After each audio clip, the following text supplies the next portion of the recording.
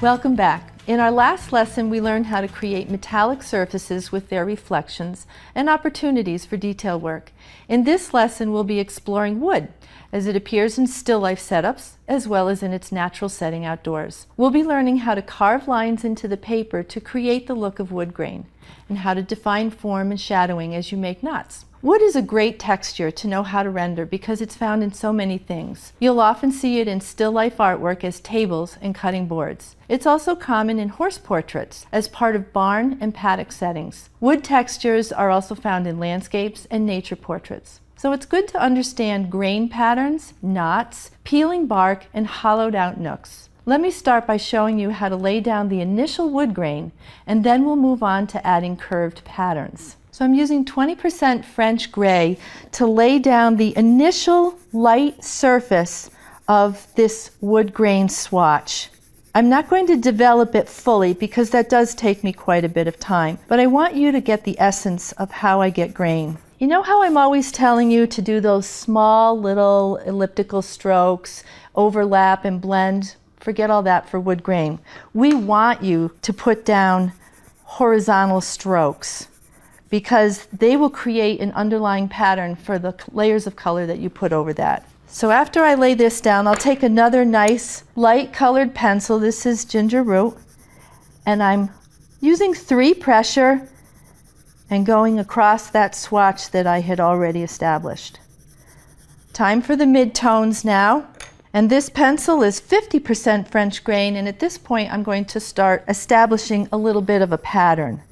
Randomly, I'm throwing in some streaks here. Just some random streaks. My next mid-tone is 70% French gray. That can actually be considered a dark pencil, but because I'm going to add it lightly, it's still in the mid-tone range. So just a little bit of that over the earlier streaks that I'd put down.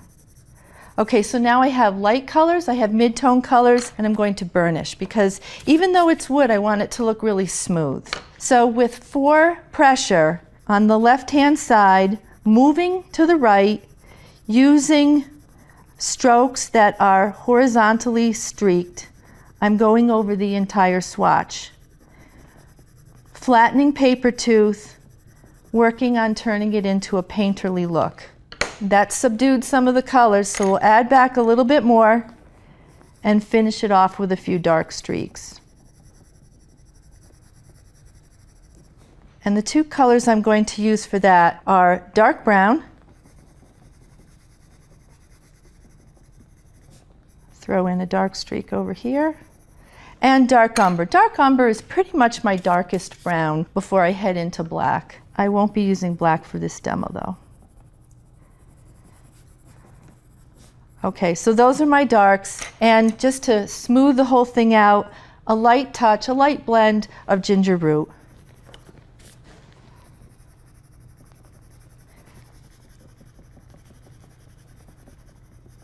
Now I had mentioned that I carve streaks into my colors, and you're wondering what do I mean by that? I don't see any knives around. Well, what I do is I take the edge of one of my lighter pencils and I press in and I create a streak. So we have a streak there. Let's do a streak right up here. So that's the essence of creating wood grain. And you'll see that on the right-hand side of the still life up at the top, that's the lighter swatch. And as we move down, you'll see how it darkens. What I'd like to show you now is how to create that dark, black, jagged pattern. And it can be a little intimidating because let's say that you've established beautiful wood grain and you don't want to ruin it. You've got your layers, you've burnished, it looks nice, and now you have to throw some black on it. Well, don't worry about that because you take your black pencil, very lightly sketch it in. Sketch in very lightly that pattern. Let's just say that you didn't like what you sketched in, that you thought it was wrong. No worries. Take a lighter pencil like ginger root and then just get rid of it. Push it out. The wax will help you with that. You're just lightening it up again so you can start over. So let's start over. Let's just throw in, I'm going to do a smaller version of what you see in the photograph of the artwork. I'm happy with this, so I'm pressing a little bit harder. I do another little streak in there so you know it's dark wood grain pattern. My strokes are jagged, back and forth. And because I want to emphasize that black, you lose a little bit of the luster when you're going over a number of layers. Take this wonderful Stabilo black pencil. This is really a great pencil. It lays down black, nice and strong. See how strong and vibrant that black is? You don't have to do it over everything though, just maybe the darkest areas. Okay, so you've got that in. Let's blend it down. I think I'm going to use dark umber to blend it down because that is a dark area in the still life. And that's pretty much your last step. Swing it over, blend it out,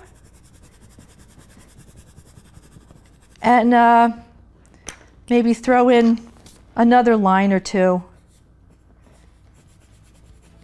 And there you have it, a nice black jagged pattern that adds some realism to your artwork.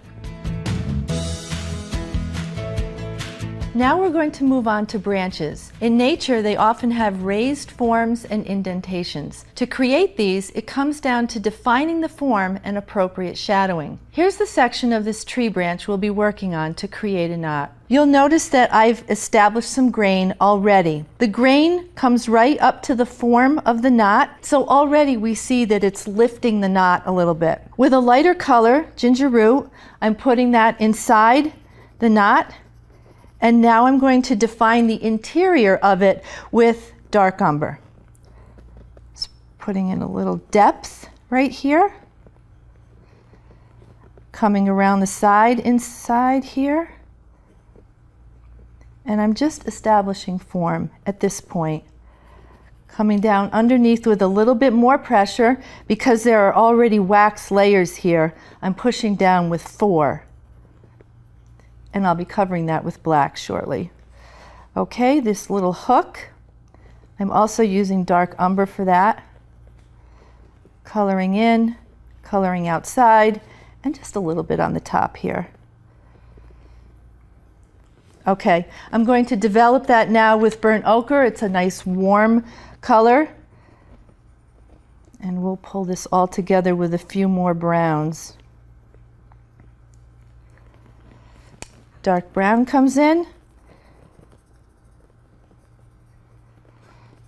Cut over here. Filling in this little, looks kind of like a little buckle. Bringing back my ginger root to outline the lining of it. When things are lighter, they're a little bit more raised looking. That's what we want. The darker colors push them into shadow. Coloring this in. Going a little quickly here. Normally I would spend probably 45 minutes on this. I know it sounds crazy, but it's just the perfectionist in me and probably you too. Outline here. Cover with some more brown. Add a little black.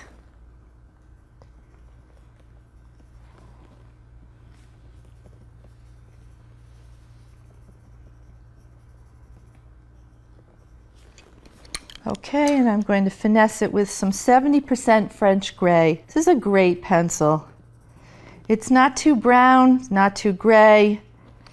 It's close to the black, but not too bad.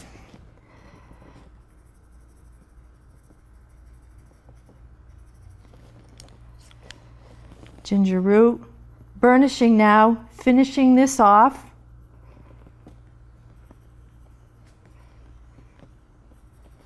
Adding a little bit more definition with some brown.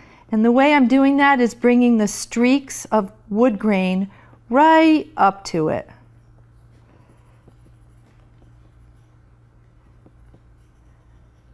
Okay, and I think I'm going to grab a little highlight right in the middle there. So that's the essence of how you would create a knot. Certainly this could take some more time to become a truly finished work, and you'll see that on my still life artwork with the curved branch that the bird is sitting on. So not only do we render branches, but we also see full trees with their trunks. You can apply these same principles with larger knots and hollows. The main point to focus on is the depth of the shadows. In those cases, shadows and highlights really do define the forms.